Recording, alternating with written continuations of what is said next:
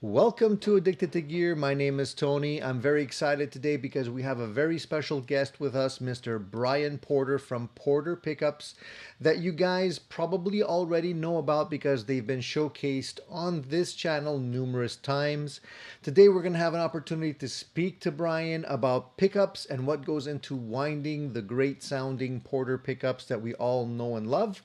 So I want to welcome Brian to the show. Brian, welcome to Addicted to Gear. Please tell us exactly what you do over at Porter Pickups. I mess with copper wire and magnets. I think that's the simplest way to say what I do. My name is Brian Porter. I'm the owner of Porter Pickups, and we have a team of 4 or 5 of us here building the pickups and shipping lots of stuff every week all around the world.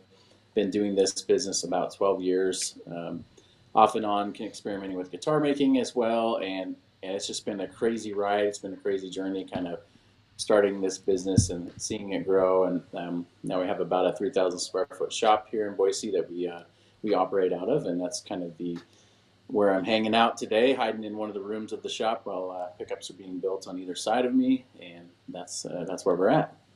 Well, I hope you have enough energy left over at the end of the day, Brian, for us, because I know how it is when you're running a business, you're trying to run a business, and you have so many things to do. I'm sure your day just flies by.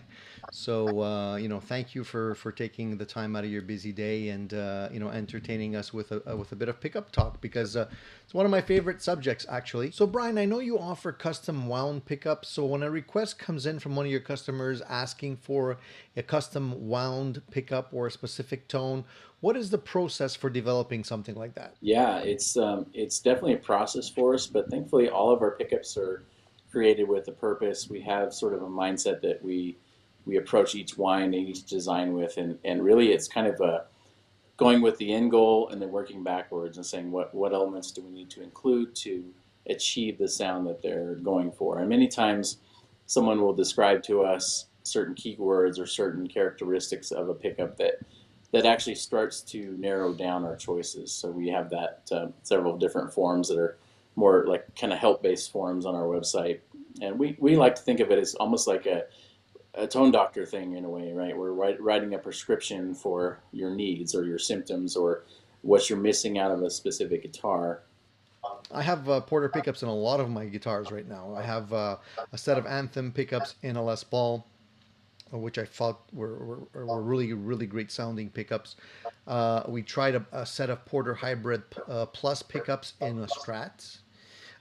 We did also a great review of the custom Telecaster set, which ended up in my 52 reissue, which I felt worked better than the actual Fender pickups that were originally in that guitar. And then I have a set of Porter Anthem slash classics. I think those were something that you put together specifically because I was looking for a humbucker single set, and we Mm-hmm. tried the Anthem classic set, and that ended up in my Sir, which is still in my Sir, and I still think they're working really really well. And I think one of the most recent sets that we tried were the Gatekeeper pickups, which Yeah. ended up in a custom built Telecaster that I put together. And those pickups, although they're more, I guess, budget friendly, so to speak, they still sound great.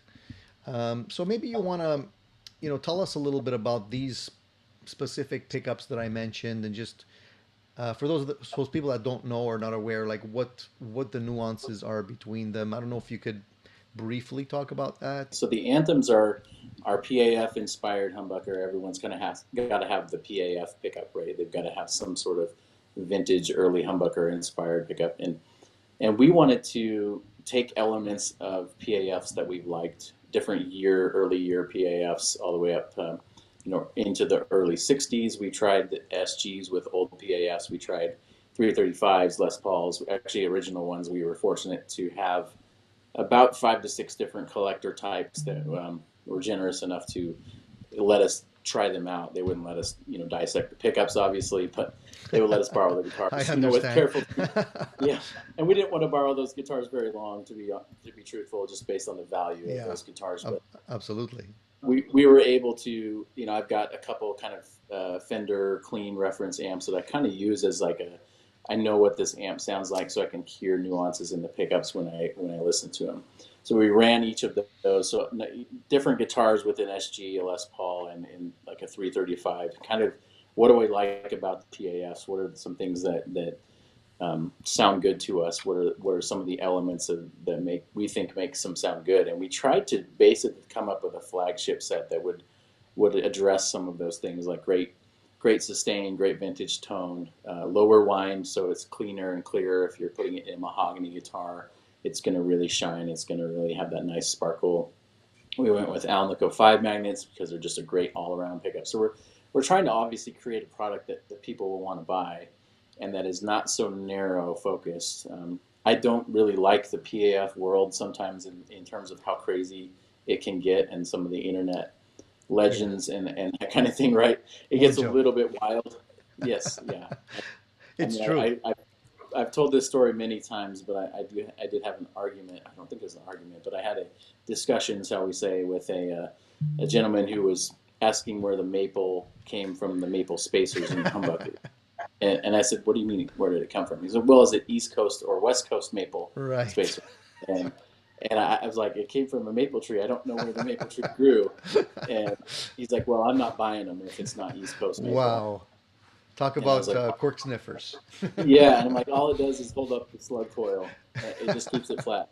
There's nothing, tonal about it, in my opinion. So it's one of those things where that kind of gets crazy. And so I really say, a lot of people say, well, this is the most authentic PAF, and a lot of people market it that way. And we say it's definitely inspired by the early stuff. Right. And we went to the trouble of testing different pickups and just determining what we liked about it, and then use that as our inspiration rather than a little bit more of the legend-based marketing. I think we just prefer not to do it that way. There's you hit the nail on the head with that one. There's so many, and it's not just pickups; it's everything. When it comes to guitars, everybody has experienced the tone wood argument or discussion. Yeah. We've all experienced, people that swear that such and such a combination sounds better. Of course, the capacitors and all kind of, if they're not Bumblebee or they're not this or they're not that, they won't sound good. And I've had this discussion with people that work in the electronics world, for example, and they don't understand that they're like, a value is a value. It doesn't matter which cap you're using, as long as you're using the right value. Now, I don't know if that's true or not. Sometimes it is a little bit of that placebo effect that you might have an oil and cap version or something like that, and oil and paper version, I mean, and to you it sounds better, and it's like, yeah, I can definitely hear it, but how much of that is true, I don't know. It's one of those weird things. Yeah, it's really, for us, it's about the elements of the pickup. I mean, I think that's the reason we've been able to carve out a niche for our business, is that we're treating it like, I equate it to, pickups are like pizza, in the sense that there's not that many ingredients to pizza, but there's some really bad pizza and there's some really good pizza.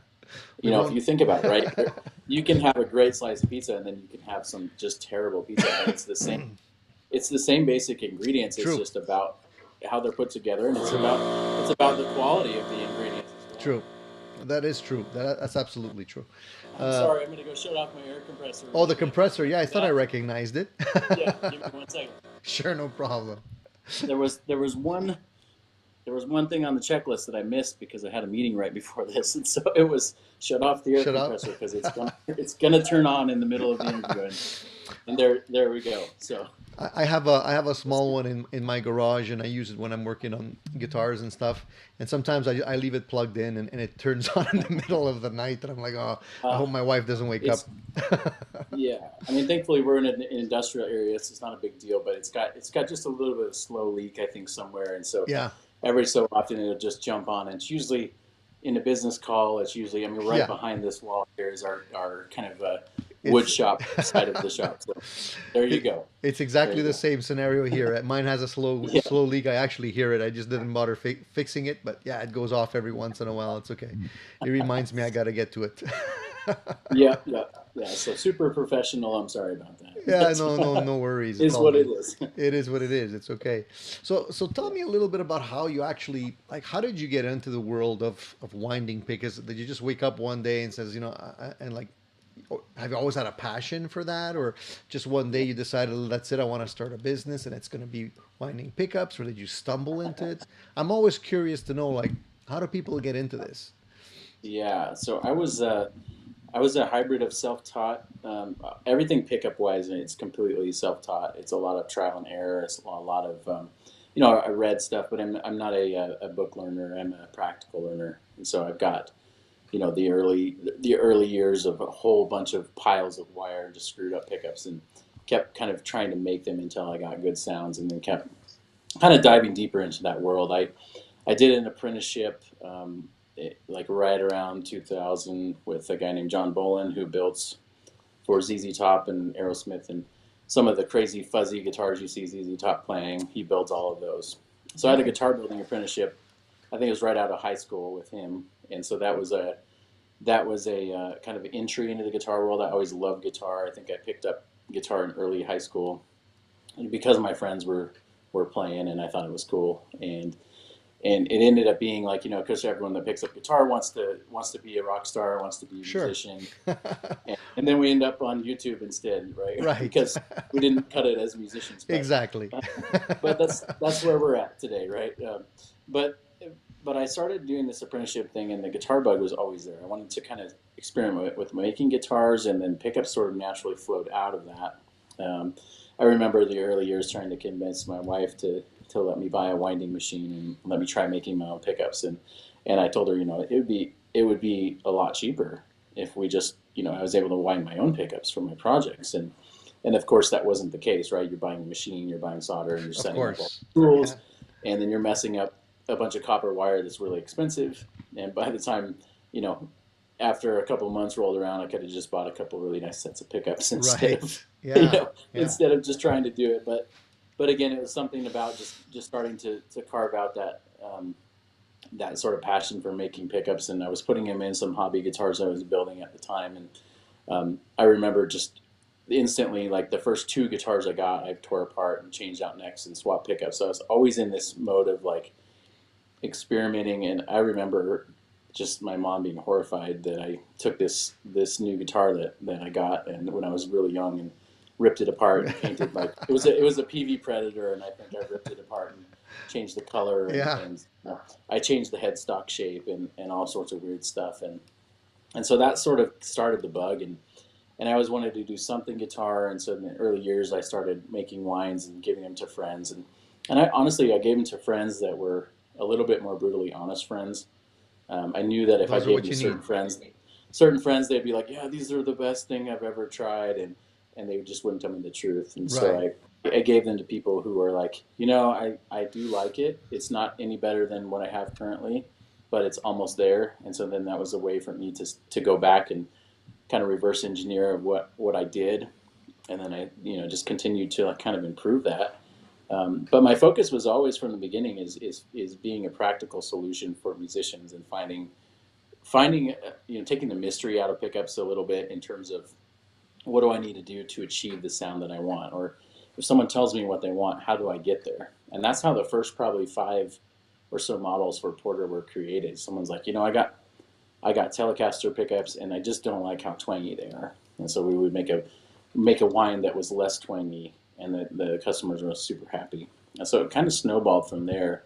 So we decided 2007 to make a jump into actually it's a couple years later than that, but to make a jump into we're either going to do this or not, and started really small. I think we had a couple kids at the time, and we were converting a nursery into a pickup shop.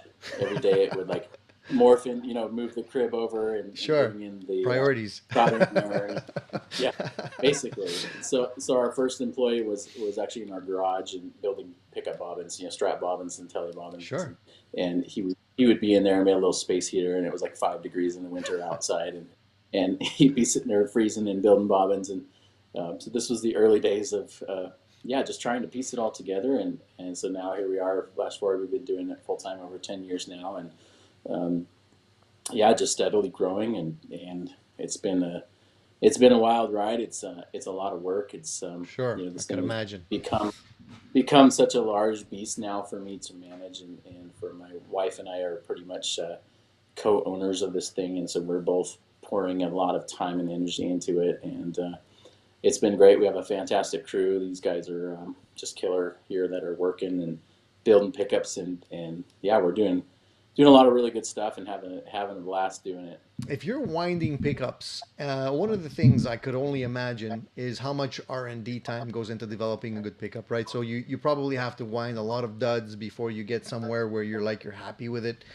And Yeah. if you had to estimate how many like wines didn't make it, how much do you think how many, I don't know, maybe feet of wire have you gone through, or how many pickups have you actually wound before that you ended up tossing in a box or something, or Yeah, yeah, yeah. We have kind of a centralized custom winder that we use right now. It does have a counter of a number of jobs, and it'll do two coils at once. So cool. we are over. Gosh, it's been 4 or 5 years since we bought it. Maybe six, up to 6 years, but we've done 35,000 coils on it Wow.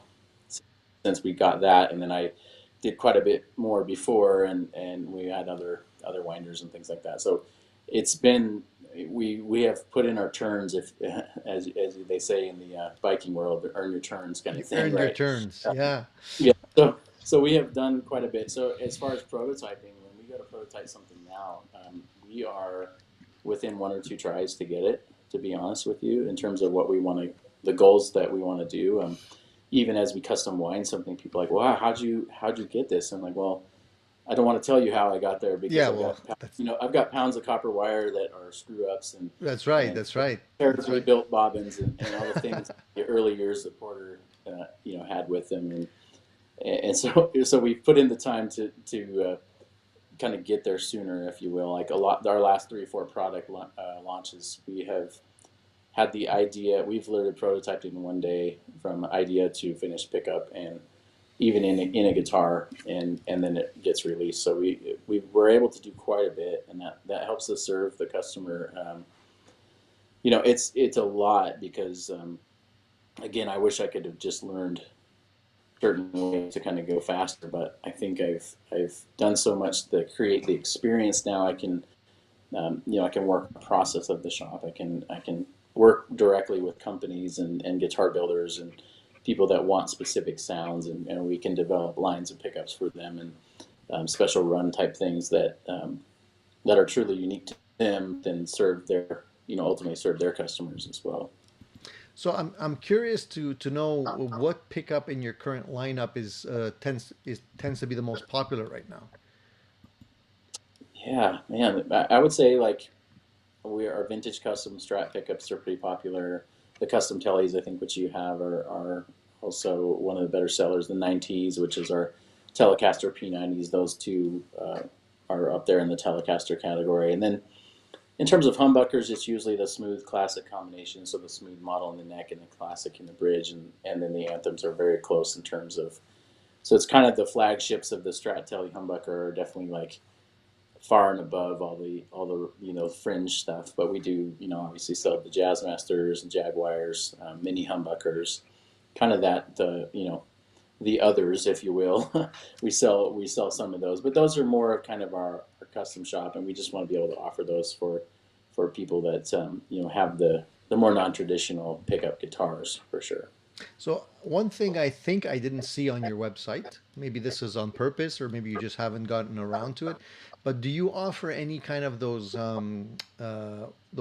sort of mini humbuckers, or like the hot rail type pickups that Yeah, the are? Firebird. You do have Is that what you're those? talking about? Yeah, yeah. Those are new. Those are brand new. So we actually been building Firebirds since really the early days, and they haven't ever been an official model. They're kind of like if you ask for it, it's like the secret menu at Okay. your burger place or whatever, right? Right. It exists, but only if you know how to ask for it, kind of thing. But I get it. but those became official models. So we kind of launched a separate custom shop last year, and that entails things like our gold foils, things like the Firebirds, things that are a little bit more non-traditional type pickups, and it's kind of the way to distinguish kind of our upper custom designs versus our standard stuff. So that's been the Firebirds were released. I think it was October of last year, So somewhere there. are those type of pickups harder to get like sounding good? I've done a lot of prototyping with those, and I haven't really felt like I've been happy with the designs. Exactly. There's probably 10 to 15 of different like pickups that never saw the light of day that we Right. just killed before they even existed.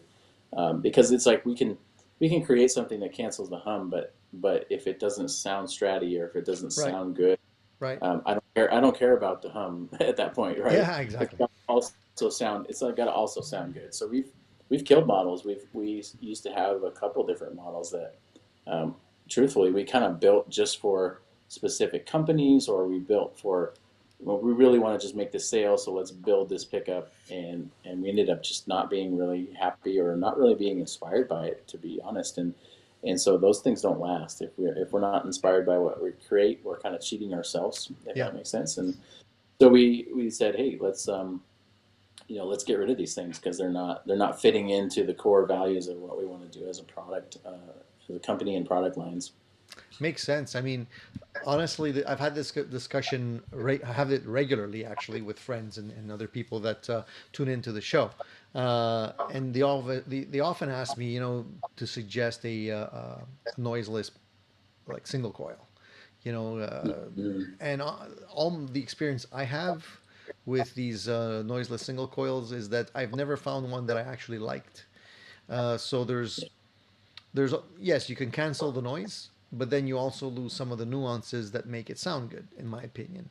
Yeah. So if you're going to do that, why don't you just use a noise gate, or something like that? So, Yeah. what's your take on that? Do you first of all offer any kind of like noiseless pickups? Yeah, I don't. The best thing that I've ever heard in the industry is that the Illich silent coil system that they have on Sir guitars. I actually just recently got a Sir guitar that has that silent coil system underneath it. So all the pickups are wound the same way, and there's a coil underneath the pickguard. I believe they're doing them in the backplate now or something like that. But that has been honestly the best sounding system and the best functioning system. Like a lot of the single coil stuff gets retained, and you're not trying to mess with the stack thing where you've got like a 3K coil and another 3K coil gets your 6K. It's like you have you have a 6K coil and then you have a 6K dummy coil that cancels the hum out. Mm. And so that has been the best thing. Honestly, I can't recommend that enough. And we actually have customers who have Sir guitars that want to put our pickups in there, and so we will just wind them, with all the same polarity and the winding direction to make sure they work with those systems. That's really So cool. That is really cool. honestly, if anyone's ever tried one of those, I can't. I mean, they're fantastic. They're really good. I haven't tried them myself. I know they're probably pretty expensive, but no, I haven't gotten around to trying them.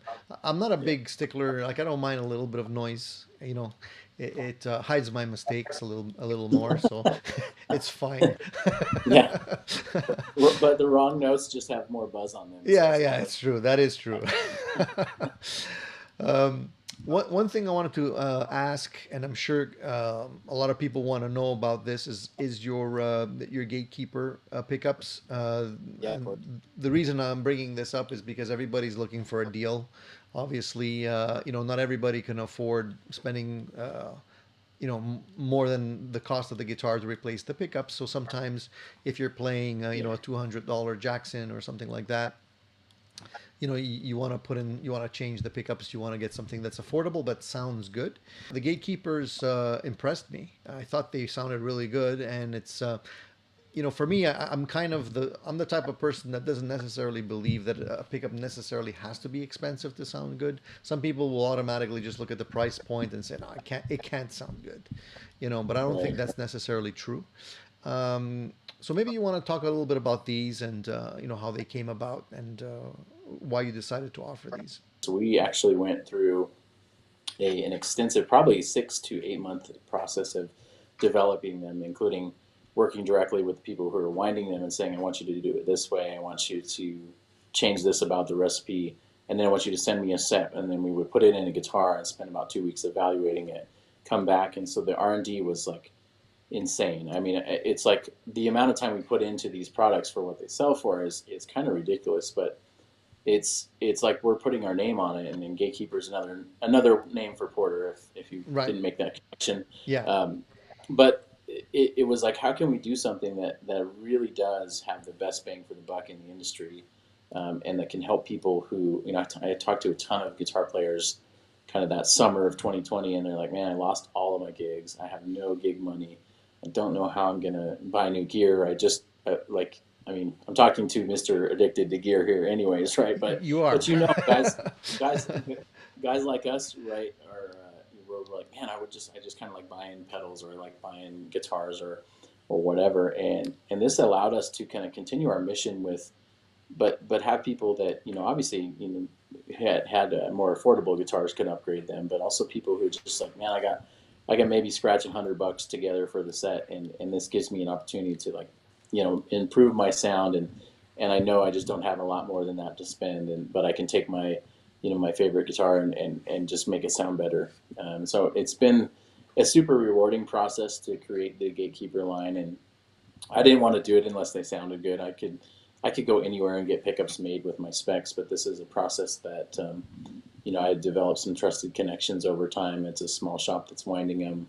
It's a very cool process where, it's somewhat worldwide. They're wound in Indonesia, and I work with a guy in Korea to help coordinate the winding. So there's a lot of layers and steps to it, and it's one of those things. I feel really good about the process and how they're made, and the quality that they're made with, and it's translating into customers putting them in and being like, wow, this is like the best money I've spent on gear in a long time. And our whole lineup is that way. We don't just make anything for Gatekeeper. It goes through a pretty extensive process. We have killed lines of Gatekeeper pickups. We've actually said we want to make this bridge pickup better, and we've went and revamped the whole thing. And we don't really spend a lot of time talking about what actually went into it, but there's a ton that goes into Gatekeeper behind the scenes, and it's something I just want to provide value in the industry, and I want to, I want to keep people inspired, and they do that, and it's super cool that people can grab something that's affordable, that's, actually thought out, and it's not just like, I need a couple robots to make me some pickups. It's definitely not that way, and I think there's a really bright future for Gatekeeper.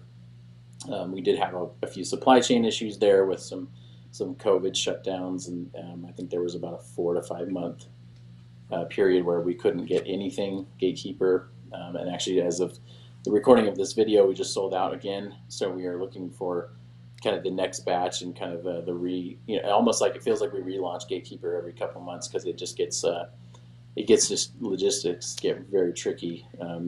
We thankfully haven't had anything like sitting on a boat, in the harbor or anything like that. Yeah, yeah. We have had some challenges, as we all have, with supply chains, and kind of just getting stuff, and saying, oh, I think we can get it in 2 weeks, and then it's 6 weeks, or it's 8 weeks. And so we try to be transparent with the customers and say, like, we're in the process of ordering a pretty substantial batch of those to be back in stock. We're actually releasing a humbucker size P90 version of the Gatekeepers this summer, which is, these were pickups that were in the Sublime guitars that, so the designs already exist. We were basically just kind of revamping and relaunching that design this summer. So there's a lot of cool stuff coming with Gatekeeper, and I'm just, I'm really excited about the brand.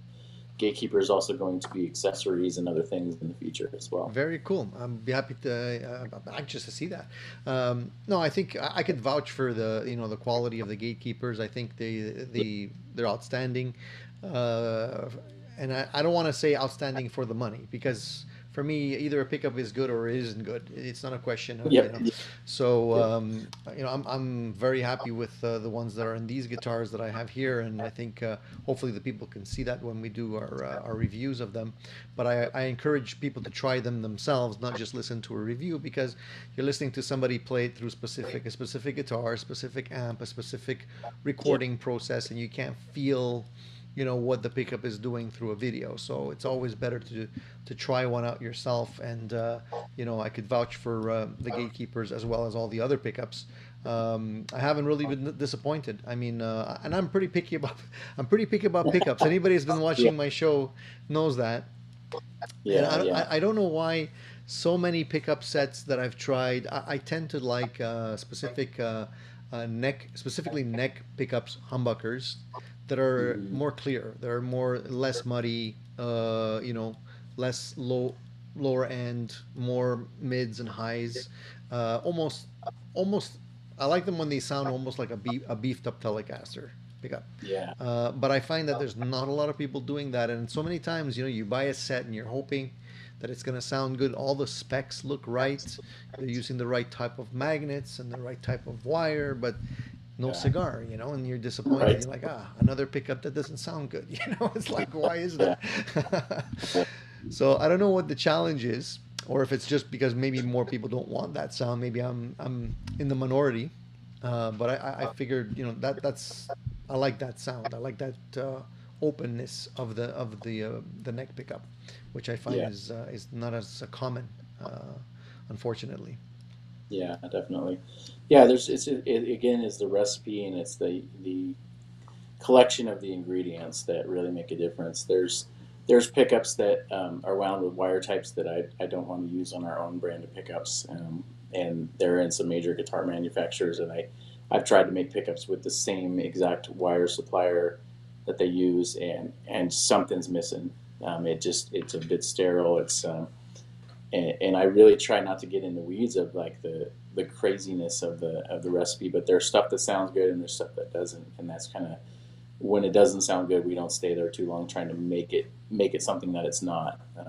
Yeah, that makes There's a bit of a common element through some of the more bad sounding pickups, and usually it's just cheaper parts. It's cheaper magnets. It's they're saving money on copper wire, which is probably less pure copper wire, and there's things like that are in play, and I wouldn't be the first person to know exactly why it is, but I can point out like what's different, right. and I know that I'm getting a consistent sound out of this, and I'm not out of this, and so that's kind of where we live a lot for sure. Well, that kind of leads into my next question. I was going to ask you what basically makes a shitty sounding pickup. Because there's so many. I mean, like you said at the beginning, it's like a pizza, right? Everybody's using the same elements, but Yeah, yet there are pickups that sound terrible, and there's yeah, pickups that sound really good. So why is that? It's like what makes like I don't want you to give away your secret sauce. That's not what the question is about. But I yeah, mean, yeah. but if you had to maybe let's say point to one element in a pickup that you say like you don't want to skimp on this, I Mhm. would assume it would be the wire. But I Yeah, could be totally wrong. It could be the magnets. It could be the slugs. It could be a combination of things. I don't really know. But you're the expert in the industry, so maybe you can like point me in a direction. Like, what would you say what would be one element that you wouldn't want to skimp on in terms of yeah. sound? Yeah, overall, just the quality. I'm a really big believer in the tension and the pattern of the coil too.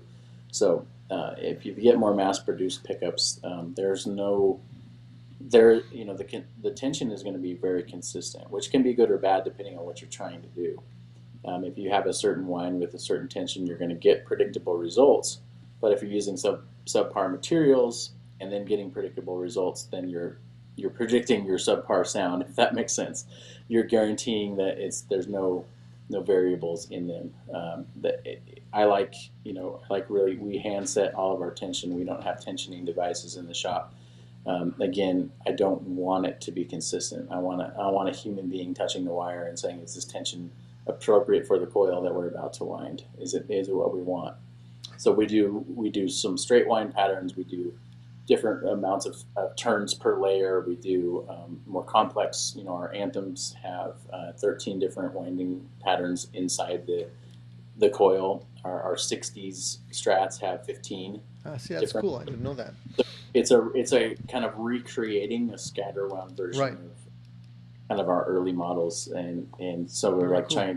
trying to balance technology with the elements that we feel create a good pickup, and so we put a lot into that stuff, and we say, I'm well, sure. if it's this type of wire and this type of pattern laid down this way, I'm going to get more articulation. I'm going to get more punch. I'm going to get more cut through sound. If I don't want that, then I'm going to change the wire type. I'm going to change maybe to an Alnico 2 magnet versus an Alnico 5, Right. and soften up the tone and drop some of the high end out a little bit.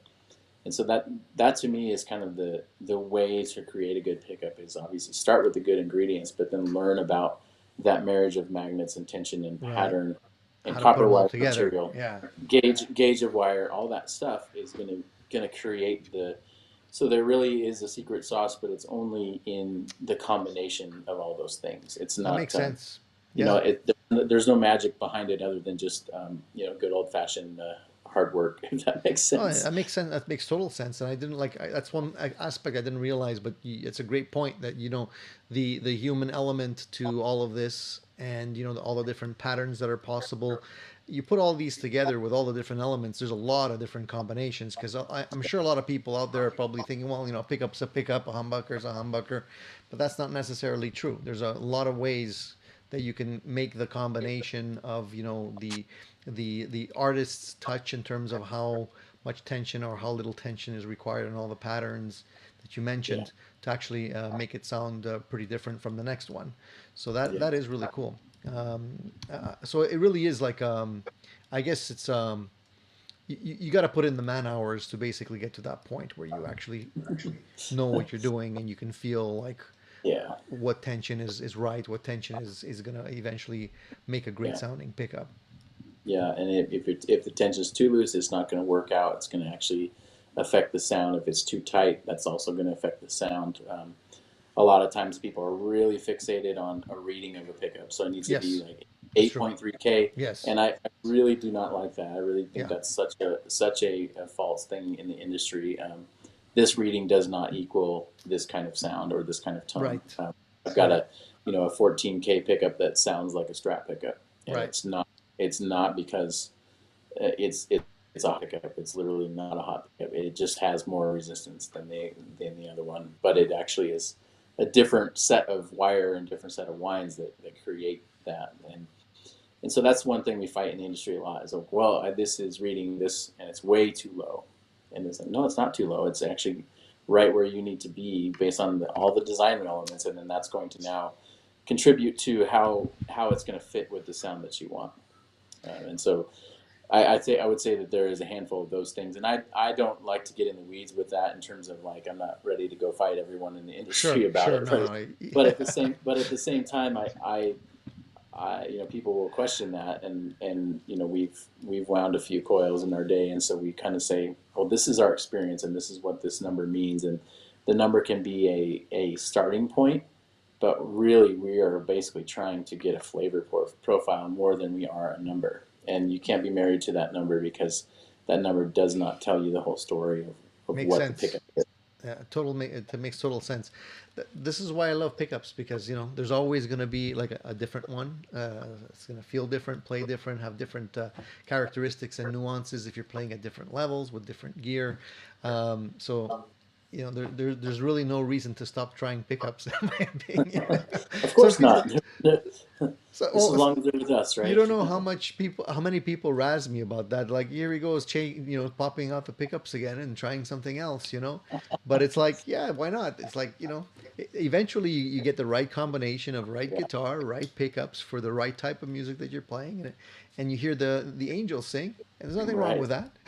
Well, we really do love. I mean, honestly, the thing that makes us tick is that we're putting these. We put in the work to find the right match for a customer, and then we've had people say, "I love this guitar, and I was going to sell it, now I'm not going to sell it," or "I've had this set of pickups." I Exactly. mean, I had an email recently from a customer that had one of my very earliest sets, and I'm like, "Man, you've kept this thing."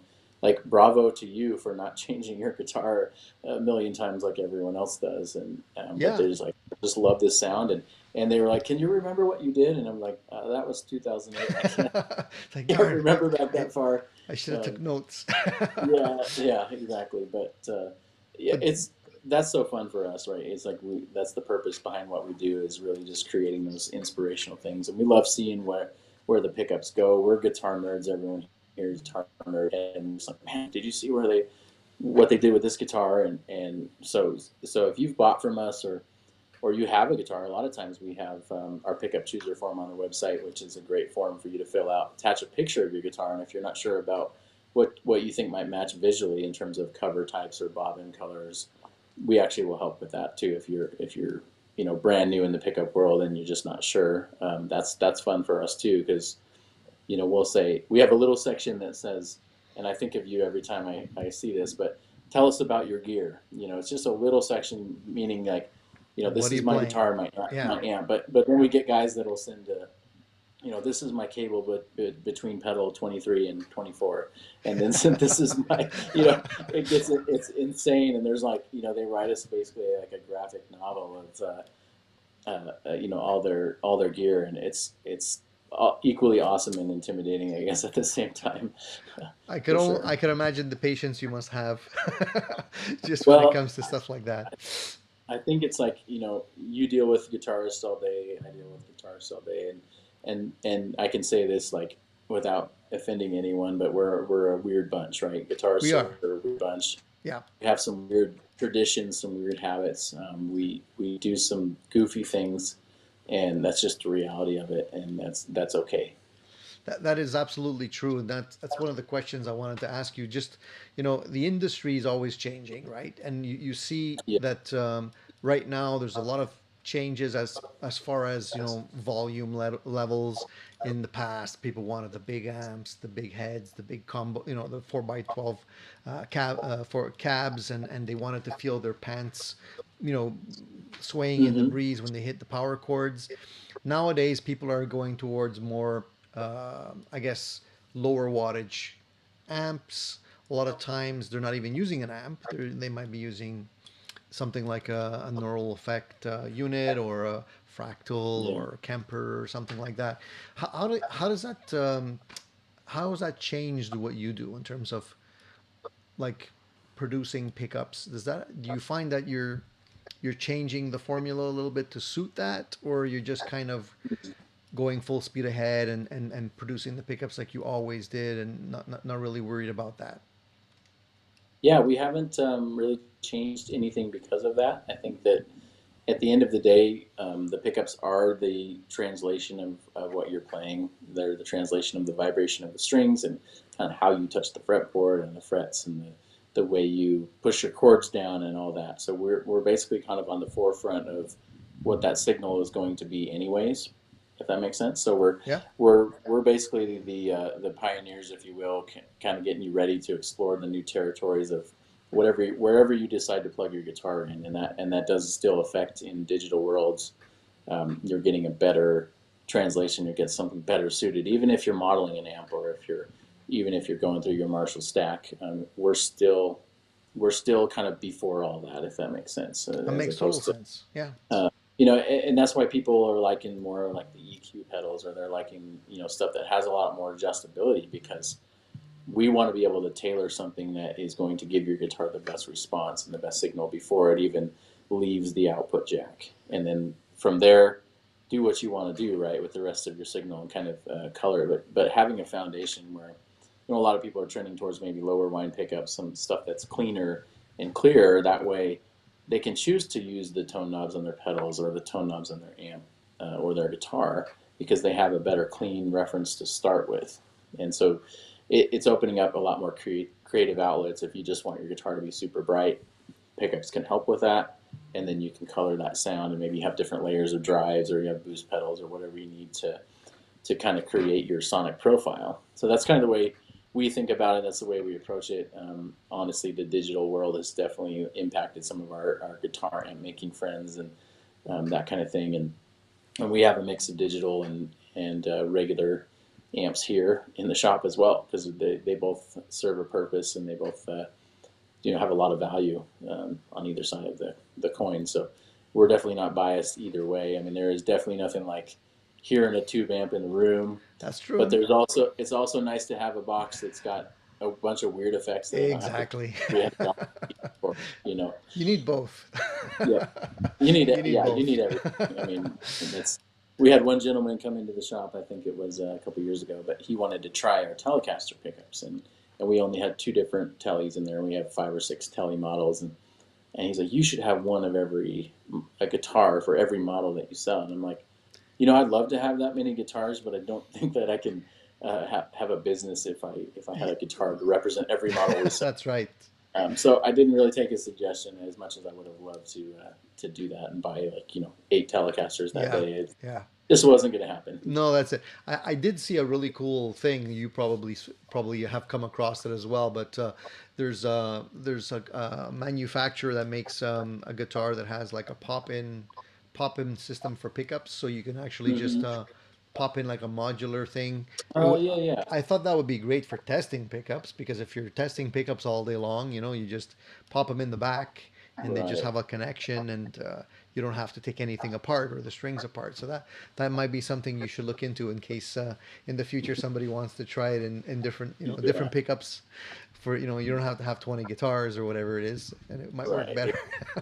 That would be, yeah, that'd be super helpful. I've seen a lot of those different things where you can kind of swap things in and out, and I've got a couple guitars that are kind of um, my beat up platform, if you will. Like I'm able to like, yeah, I've got a late '90s Strat with a big swimming pool route, so I'll often have loaded pickguards that I'll pop stuff in and out because I Yeah, kind of know that's handy. what I'm going to get from that Strat. Right. And I kind of like putting humbuckers in it just to make all the traditionalists a little upset with the, you can't do that to a Strat. I'm like, It's yeah, like, you can. yeah, you can. It's my guitar. I can do it. I can do that with it. So, Exactly. Exactly. but Well, it's good to have those like familiar guitars because then yes. you're saying, well, I do know how this thing sounds, and now I'm changing something on it, and wow, I did really notice that difference. Exactly, exactly. That I do the same. I do the same little tweaks here and there just to see what works, what I can actually see and hear. Some things you think they're going to make a big difference and actually don't, and others, you're actually surprised to see how much difference they're going to make. yeah, One definitely. one thing I wanted to just mention in closing, because I know we've been yapping for almost an hour now, and I know you have other Right. things to tend to, but I wanted you to talk a little bit about just very briefly. Tell us about the blog slash vlog that you guys do. I've caught a couple of the videos where you guys talk about tone and go through Yeah. different topics. And I don't know if everybody knows about this, but it's very interesting to me. So perhaps you want to just fill the viewers in on that. Yeah, so that is our Tonecast. You can see the logo behind me Yeah, here. yeah, that's Uh, one. that that's a podcast we started in about 2017, and it's been kind of off and on. We've gone through spurts of like a couple shows a month, and then taken some time off from the Tonecast. We're kind of in the low hundreds on number of shows that we've done. So if Hmm. you're on iTunes, you can search for the Porter Pickups Tonecast. You can find audio versions of all of the shows all the way back to the first one.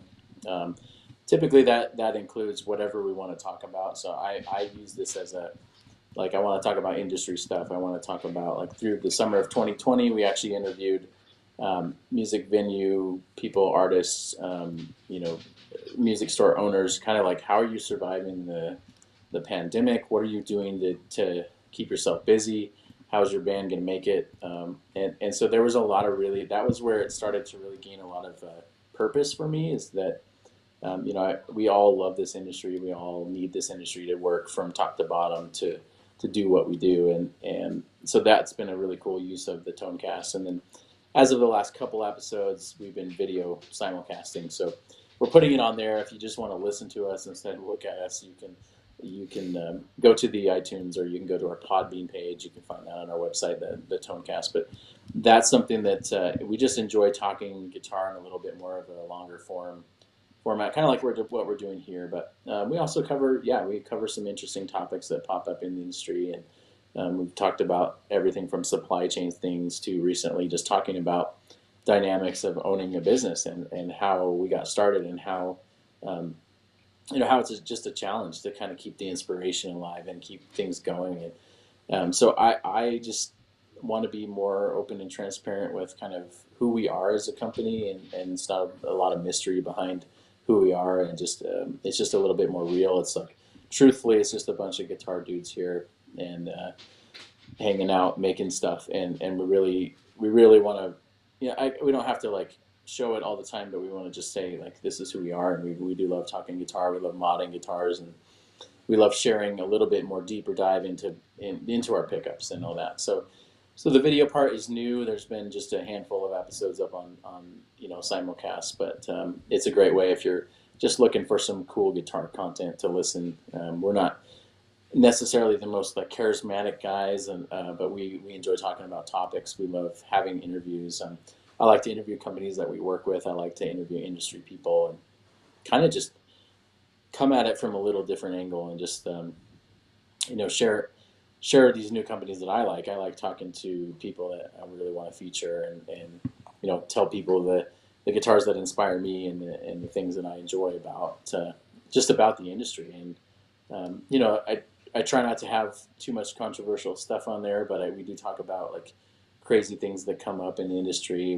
We had a whole series on pickup myths, which we talked about the pickup readings and Right. it's got to be this Yeah. type of slug or else it will never sound good. And Yes. so that was a fun little series where we really dived into like, yeah, this is another pickup myth that we see, and we talk about endorsements and our thoughts on endorsements, and we just kind of get in the weeds on some stuff. And here's even the influencer topic. What do we do about influencers and the guys that say give me stuff and get you exposure, and the whole thing with like exposure doesn't pay the rent. Yeah, exactly. Exactly. Um, so I just open up a little. And again, it's hard to always think of topics, but we do welcome questions for topics. A lot of people say, "Hey, can you talk about this portion of pickup creation? Can you talk about other things that maybe the industry is you know it's like the news of the industry at that point or something like that." We talk about the NAMM show and why